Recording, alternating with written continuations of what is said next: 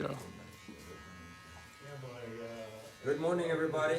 Lone Star Saturday. It's that time from the Custom Cut Barbershop over by John Lester and Michelle and Norma are here today, ready to serve you.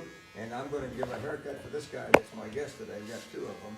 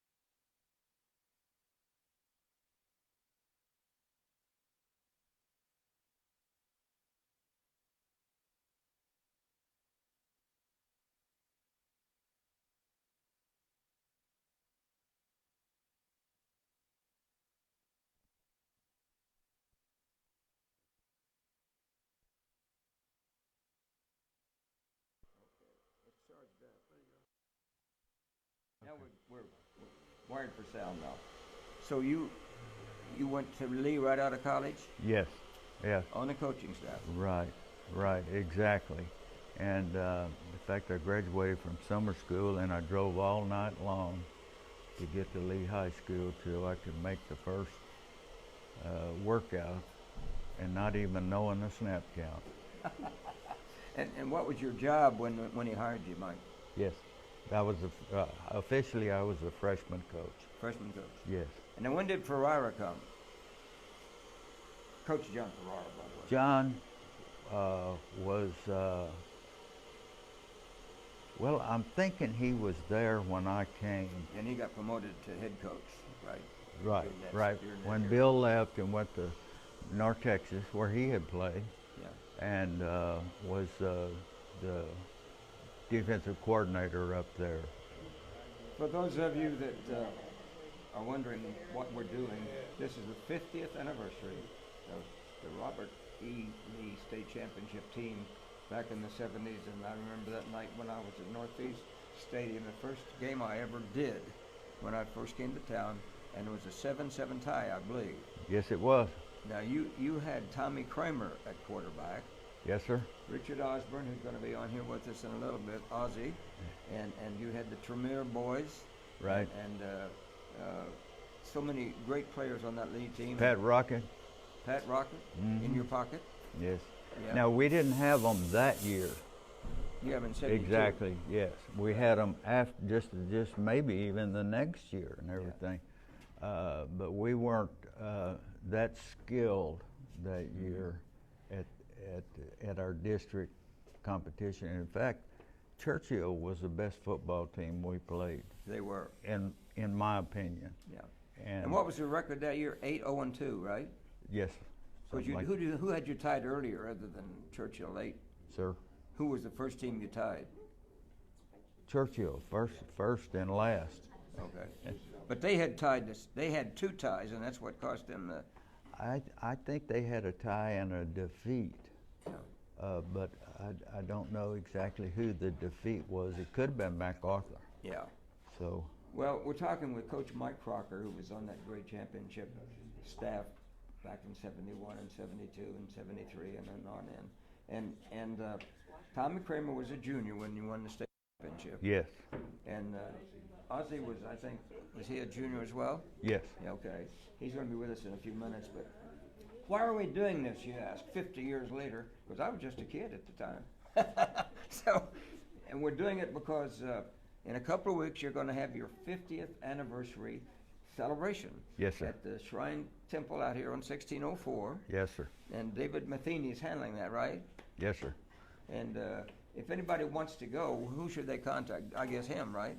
Richard Ojeda would be their best Black Tie contact. Catering, by the way. He was on that team as well. Richard was pretty much the first team guy setting this reunion up.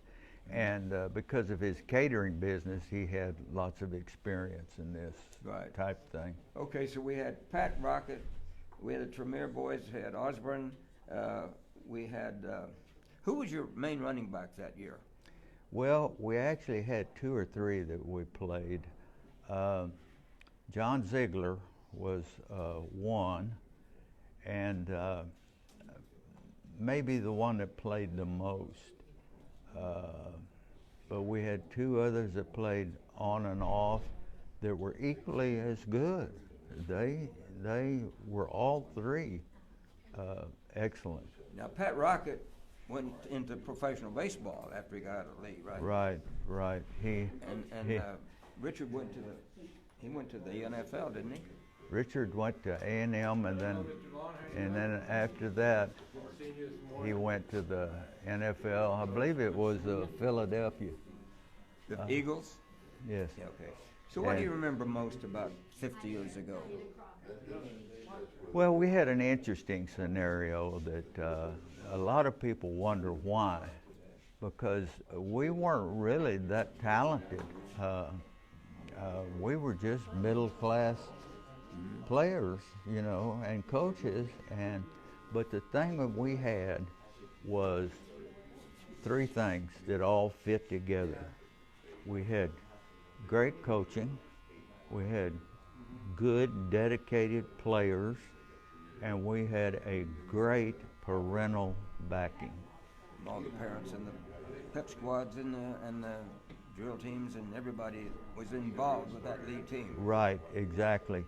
You know, Monday night we'd have booster club meetings, and if you didn't get there early, you had them in the cafeteria at Lee, you didn't get a chair. There were that many people there. And I believe Tom Mosley was over there at that time, because if I recall right, Tom Mosley won the golf championship in '67. That's right. And then Jimmy Littleton won the basketball title at the same time. Yes. So Robert E. Lee was a very powerful athletic force back in the 70s. Right, exactly. How long did you stay at Lee, Mike? Well, let's see, I went there in '66 and I left in '72, maybe midterm of '73.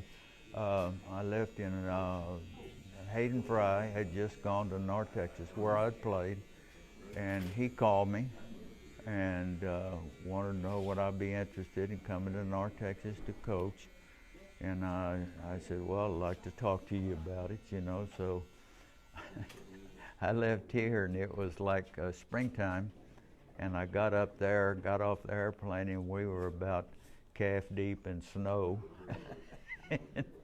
And I said, ooh, I've been here before. Well, Hayden Fry, by the way, went on to the University of Iowa, and then he came back here in 1993 to play in the first Alamo Bowl. Uh-huh. And Hayden was a great coach at Iowa as well as SMU. Yeah. Well, he got to Iowa with a good group of players. Yeah. When we were at North Texas, and we had some great years at North Texas. Was me and Joe Green there at that time? No, Joe was a freshman when I was a senior, which would have been, he would have been, 66, 67, something like that. And he came in as a linebacker, and they moved him to the defensive line, and he just became such a dominant figure in all of football. NFL even. Yeah. But what do you remember most and best about that championship team? Because not many coaches ever have an opportunity to have a championship team in Texas. Well, what I remember most was it was a culmination of a lot of work by the staff, by the players, and by the school, by the community. It seemed to all come together in the modern storm shall we say. Right. And these kids were accustomed to the program. They were accustomed to the coaches. Now, most of them had gone to either Nimitz or Eisenhower, right? Yes, yes. Most of them went to Nimitz. There was a few that didn't, and there was one or two that moved in. Maybe the spring semester before. We had these kids. When you look back and you see you didn't have a lot of great size like they do today. I mean, these teams will have a lineman that's 280 pounds or 310 or whatever. So who was the biggest guy you had back in those days? I think we had a tackle that was about 190 pounds. And now they have running backs that are 190 pounds. I think one of the big secrets, and they got less publicity than anybody on that team, was our offensive line and our offensive line coach, Gene Qualls. Yes, I remember Gene. Gene was as good an offensive line coach as I've ever heard of. Okay, so you had Ferrara, Qualls, Crocker, and who were 2 or 3 others? Well, Roy Sawyer coached defense, and Shane LeSturgeon coached the secondary. Who was the baseball coach as well, right? Sir? He was also a baseball coach, Shane. Shane was, yes, he was. Very good secondary coach, just very good. So, as you look back 50 years, do you think the game has changed much? Oh, yeah. And in fact, what we did 50 years ago was so foreign to our opponents. At that time, Texas was running a wishbone, A&M was running the wishbone, and you could probably take the top 10 in the nation, and 9 of them were running the wishbone. Okay, so we had Darrell Royal at Texas and Emory Ballard at A&M. Right. Both running the wishbone. Right. And both being very victorious most yes. of the time. And so everybody in the high school ranks was oriented to stopping the run, the wishbone. And see, the wishbone forced you to run to defensively to have an assignment. You had to have one that has a quarterback, one that has a dive back, one that has a quarterback, and one that has a pitch. So when we started our first off-season year, Picking you up, that might. okay. All right. When we started our first off-season year, Bill Brazier had not left yet, and he said, Mike, you've got the quarterbacks in the off-season. Oh, I do. So that was right before the Christmas holidays. Right. And so during the holidays, I started figuring out what are the basic fundamentals, minute fundamentals that quarterbacks go through that they need to do without thinking about them to become good quarterbacks. And I started with their feet. And everybody said, you did what? Yes. Rather than throwing the ball, the how-to throwing the ball, and the where-to throwing the ball. But I believed at that time if their feet was right, they were going to throw a good ball. Right. And now, did you play quarterback at North Texas? Yes, I did. Spent a lot of time on the bench, but I played that. So I had an opportunity to watch a lot of quarterbacks. Right. So we started in off season with that, and then I moved up the body. Okay, what are the fundamentals that a quarterback has to have after his feet? Is he's got to have his head and his hands right before he's able to consistently throw the ball where it needs to be thrown. And if we could do those things consistently, then we could consistently count on the ball being thrown. Now back to that wishbone, Gary. Everybody was defensing the wishbone, but nobody was defensing the pass. So we were going against defenses They were and protecting against the run game. yes, and they hadn't seen the passing game. Did you use kind of a spread offense like Bill Walsh did, or? No, we basically ran from a pro set at that time. Was 2 wide receivers, one on each side. And you had Osborne on one side and Tremere on another, right? Rocket on that side. Okay. Tremere was Kramer's backup, Tommy's senior year. And so I had 2 really good quarterbacks. Yeah. So I thought, well, it's not very smart to have Tremere standing over there with me on the side. Athlete. Yeah, he couldn't do anything to help us. But so I thought, well, okay, he's 6'4", can run pretty good. He ran the hurdles and track, but I moved him to wide receiver, and I had to convince him that that wasn't a demotion. and so as time went by, I did convince him, and he could catch the ball, had great hands and everything. So I moved him out there. He still practiced with the second team offense as the quarterback in case Tommy got hurt, but he practiced with the first team offense as a wide receiver. Now, this 50th anniversary coming up, are you getting good response about some of the old Robert E. Lee players? Oh yeah, those that are in town.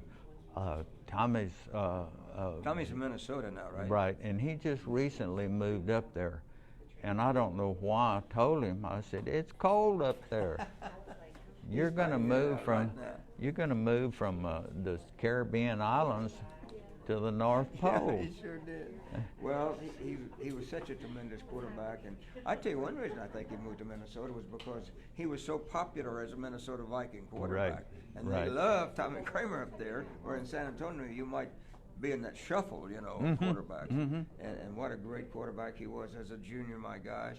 Yeah. Just so impressive, and he was, about 6'3" at the time, I guess.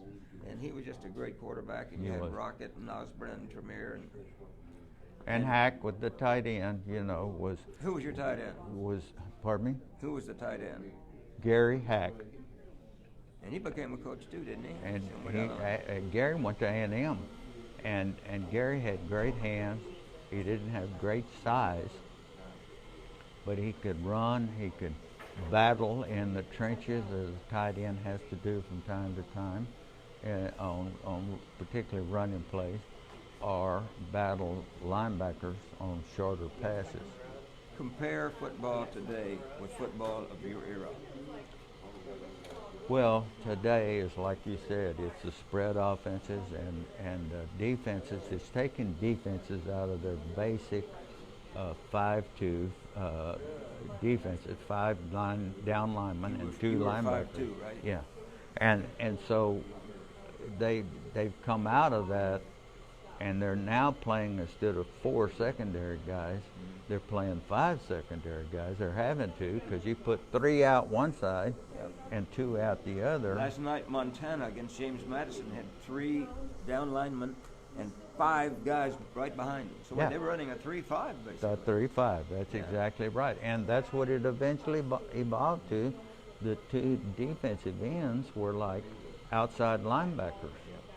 And they would drop into coverage, or they would step up on the run. So now, with Richard Osborne waiting to be on camera with us in a couple minutes, as a former coach, looking back, there's such a great experience because very few coaches get to coach a state championship team. Oh, Gary. I don't know what the percentage is in the state of Texas, but it may be under 5%, because every year you have now you have a 5A state championship game, a 4A, 3A, 2A, and A. So you're taking those coaches, and you cut those coaches in half that are coaching the game. because half of them going to win, half of them going to lose. That's right. Well, we know that Jerry Comalander won the state championship at Churchill. Brian Dowson won one at Roosevelt. At Roosevelt. And then, of course, D.W. Rutledge and Frank Arnold and Yes. Jim Rackley and Judson. So San Antonio has a great history of high school football championships. Yeah. And I know that Richard's waiting to talk with us, too. And do you keep in touch with some of the old league volunteers? Oh, yeah. In fact, it's seldom I can go anywhere in town, like a restaurant or something, and I don't have one of them come over and say, Coach, do you remember me? Well, you know, that might be 40 years ago. Well, if they were 18, which a lot of them were 17, you know, they were mid-50s. Well, you haven't changed much. I hadn't either, I know. I'm uglier than I was. Yeah. So we, and I said, well, I remember your face, which I did. But names slip by. Yeah, when they told me their name, I just I'm the same way, John. Huh? Never. Anyway, Mike Crocker, one of the coaches of that great Lee Volunteer Championship team, now getting ready to celebrate a half century. Gee, am I that old? It doesn't seem possible. Ooh. Mike, thank you so much, and tell your great son Chad I said hello. Gary, thank you very much, and I appreciate you. And all of your work down through the years was so great and so knowledgeable. You had such a knowledge of the teams that you were announcing. They were great. Well, this was my 63rd year to do high school Oh football. My gosh. And oh I my gosh. thought I retired, but KCWX in Austin, Carmen and Salim Tawa, they called us and said, can you guys do our TV games this year? So we did. Oh my. Oh my. Well, I remember, of course I was never in the press box with you. No. But they said all of your little sayings were so great, but you would write them on little pads and Is he coming with us?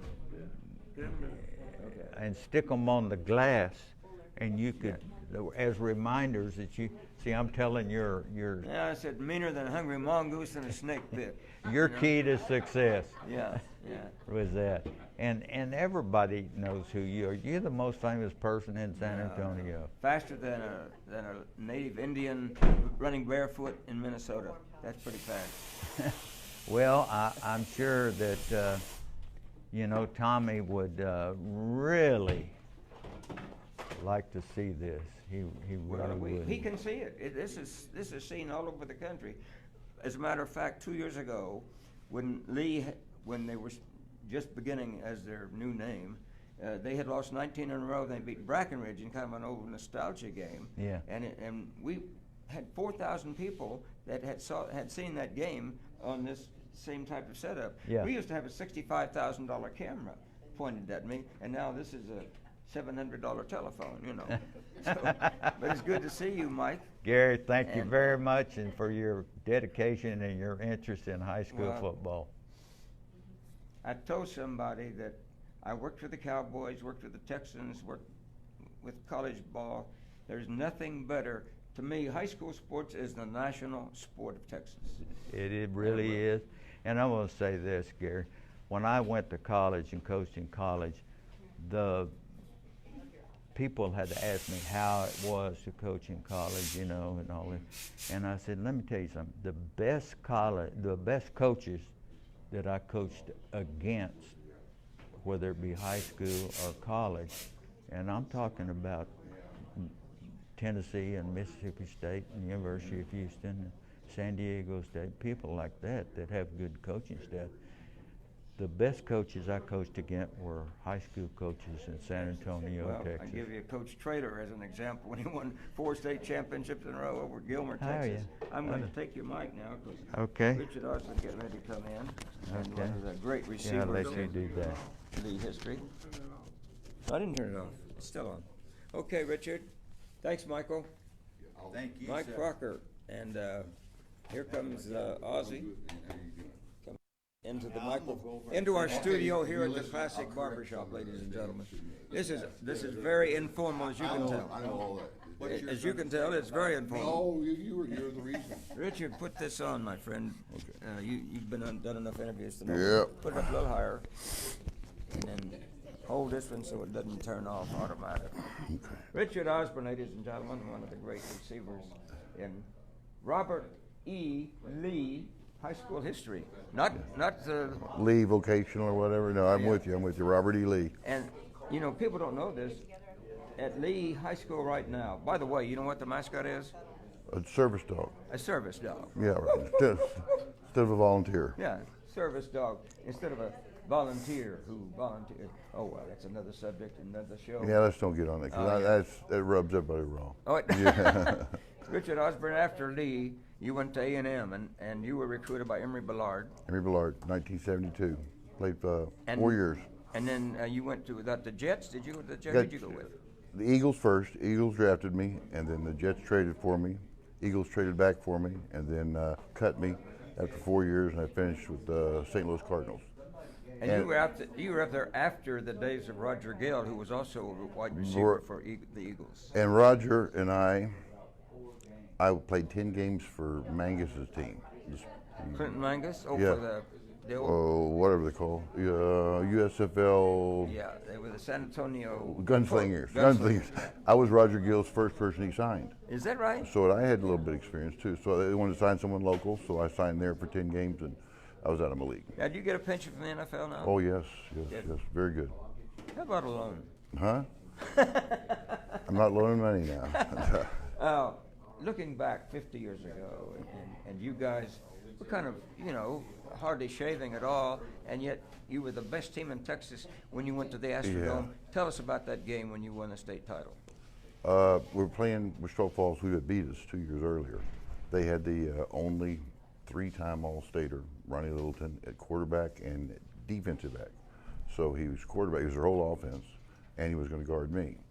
So we knew one thing, Crocker knew one thing, and that's just to run him to death, which every time he came on defense, whether I was getting the ball or not, I just ran him.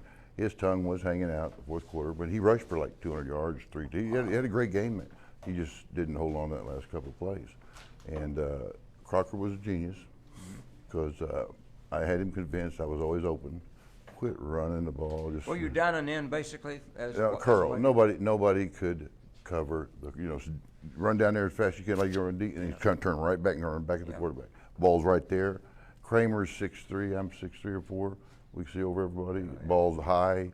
He threw it right. And see, Crocker had a great arm. That's who we ran all the 7-on-7 with. Crocker throwing the ball against the Dahlbergs in that class. Remember that team? Oh, yeah. That team went to state, so that was good for us. Well, if you watch today, I get so irritated sometimes. I say, go down and in. It's open on every play. They won't go down and in. Well, like they used to. there's zone now. There's a lot of zone coverage now. We played man, which was if they had any zone or back at us, they could have done much better against us. But they couldn't stop us on man. But they don't run it. They got so many tricks and slides, and still one of the best plays is just the in route, just to take one step and come in and fire it right. We used to call them Ford and Chevy. And Kramer had the arm for it. He had the arm. I was going to mention this earlier. In the Lee High School library, I was down there back in September, and I spent an hour and a half in the 2-room museum that they have off the library at Lee. I don't know if you've been down there. I'm not. They've got the giants, life-size statue of Robert E. Lee, and they've got all the memorabilia from those great Lee games. And there's one letter down there from a guy named Tommy Kramer, who wrote to the school board at Northeast begging them not to change the name, and they didn't listen to it. 7,500 alumni was the same way. I know. And I don't want. It was just. You can't erase history. No, it's not going to work. It's not going to work. When I still am introduced, I went to Robert E. Lee High School. Period. Yeah. And look, what about us having to go into Beaumont Hebert with rebel flags all over us and play those guys in the Astrodome? That wasn't a lot of fun either. Those guys didn't like that. Well, and people don't realize this, but a few years before, back in 1963, it's called the greatest high school game in Texas of the 20th century. 55-48. Robert E. Lee defeated Brackenridge. Warren McVeigh scored 48 points, and Linus Bear led the Volunteers that day. and it's one of those games in history. My son and I and Linus, back in 2003, recreated that game. We went to Houston and had Bill Yeoman, Warren McVeigh, we had Darrell Royal, and it's fantastic. You haven't. Oh yeah, had a every chance time to they see it. touched the ball, they scored. I wasn't here. I was in California. I moved here in '68. Yeah. I didn't go to Nimitz or that. But there were just so many great memories of that era, and you had, of course, later Gustafson came into Churchill, and of course he had Ez Corley, the first coach in Churchill, and Churchill had some good teams. yeah, sure did. They were the best team we played, and we just tied them. Yeah, and that. Yeah, I'm trying to remember. That was in the old Northeast Stadium, and the press box was wood, and it was very crowded that night. Right. That was the We first had a game good I- booster. We had the best booster club in Oh, town. yeah. Yeah. And we were in. I look back now as I go to these games in Bernie or see the JV game. We must have looked intimidating coming off the buses. Well, you guys were pretty tall. Yeah, and we didn't have any big weight, but we just were in uniform. Long and lean. Everybody knew exactly what they did. We lined up. We did the same thing every single Well, time. Tremere was about 6'2" or 3'2", wasn't Well, he? yeah, there was Tim and was the other Bruce? Tim and Bruce. There was Yeah. a bunch of 6'4s in it. Now, we want to bring this up. That's sadness, but you had a younger brother that also played at Robert E. Lee. Wore my number and was playing wide receiver and was off to a great start when he Yeah. got killed. And he was killed down on Jackson Keller. Right in front of the high school, coming And it back. was so, Yeah, terrible story. Hard on the family. Very, very it hard. was. I remember it so well. Not over today. No. But no. they went ahead and they won quite a few games too. I think they started going down after that. I don't know, my youngest brother's class. Churchill Yeah. was coming on. Churchill had not. I don't think Churchill had beat us in anything when I left there. Maybe basketball one time. Yeah, and of course they came with Bobby Murphy, and they won the state basketball title. Churchill. Churchill did, and then of course. I didn't really follow them. Okay. No, I'm glad you did. It's kind of like the Longhorns. I didn't follow them, 50th or anniversary the coming up. Cowboys. 50th anniversary over at the Alcivar Shrine Temple up on 1604. Now tell us when it is and how people can go and Okay. attend. What I know, it's the 17th. It's $75 a ticket. It's an open bar, so you'll get a lot of secrets.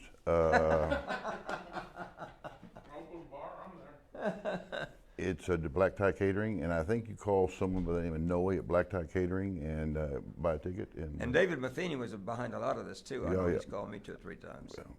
David Strahan got me in the middle of it. That's where I am right now. Yeah. Talking to David you. Strahan. I used to play tennis with you in the '70s I with know. the Harrises. Remember, Trudy, and that was Yes, I good. do. That was good. You were good. You're a pretty good tennis player. At one time, I was on the tennis team Yeah. at Lawrence High School. Played basketball. The quickness I didn't see though. I didn't get to see much quickness. The See that coach was told me, he said, "Gary, you're not very big, but you sure are slow." So, and that was the okay.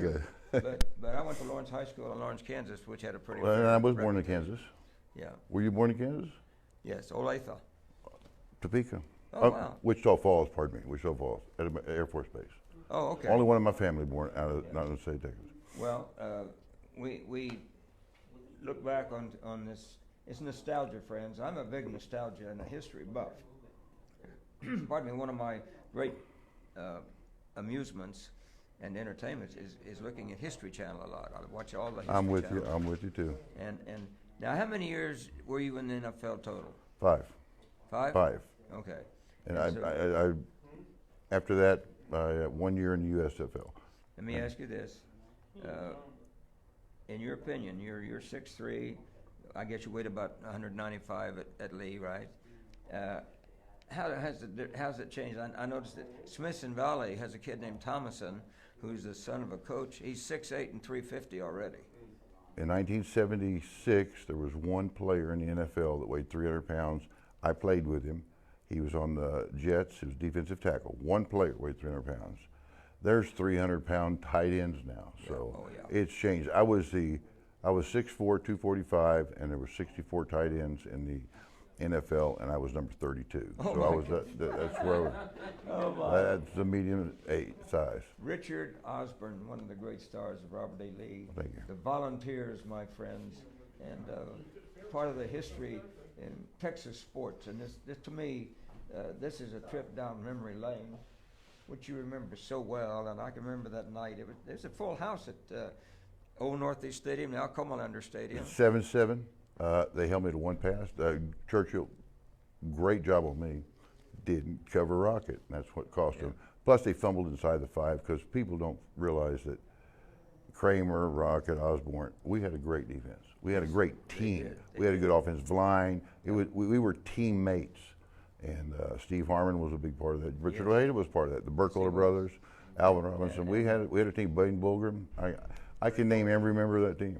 Well, Churchill had a guy named Oh, Blanchard Jr. at quarterback, Kenny Fuller at running back. Richmond McLeod, Richmond, Stohansky, Bud Curtis. They had some players. Mike Bavila. Are you kidding me? Yeah, 2 of the best teams in South Texas. 7-7. Yeah. They should have won that game. Yeah. They should not have taken Marshall for granted either. Okay, let's give it one more time. This is Richard Osborne. He's a guy, to me, one of the all-time greats in San Antonio high school football. With every member of that Robert E. Lee team needing to be in the Hall of Fame. And of course, we won't have room for all those, but I'm so proud to have been part of high school football back in those days. Now, the 17th. December at 6 o'clock, it's Al Safar Shrine, $75 a ticket. And I may have that right. I mean, I don't know. I just is that right? Black tie affair. black tie catering. Affair at 226. But you can be casual. 9881. 226-9881. Right, and they can take your credit card and. Okay. And You can use your it. setup. By the way, I don't have any of my bright coats anymore, so I won't be able to. We don't have to wear a black tie. We just sport coat will be fine, and I hope to see you there. Okay, Richard Osborne, ladies and gentlemen. Thank you, Gary Delaune. One of the great all-time best receivers in San Antonio history. And we've had a lot of them, friends. And so we want to say thank you for being with us on Lone Star Saturday. You know, to me, this is a trip down memory lane that's just fun as heck. Coach Crocker, it was good to see you. And Mike looks so good. Mike's not a spring chicken either. No, I'm not either. Yeah. I'm pushing 70. Well, it's hard to believe, isn't it? Yeah, it sure is. Well, we want to thank you for being with us on Lone Star Saturday, and you can join us every week. We're here at the custom cut haircuts. Classic cuts. Well, I just got a classic. Don't worry about it. Yeah. Anyway, it's a lot of fun. So we'll see you next Saturday on Lone Star Saturday. Don't forget, December 17th, right out here at 1604. I'm Gary Delaune, Richard Osborne, Mike Crocker. Thanks for being with us, everybody.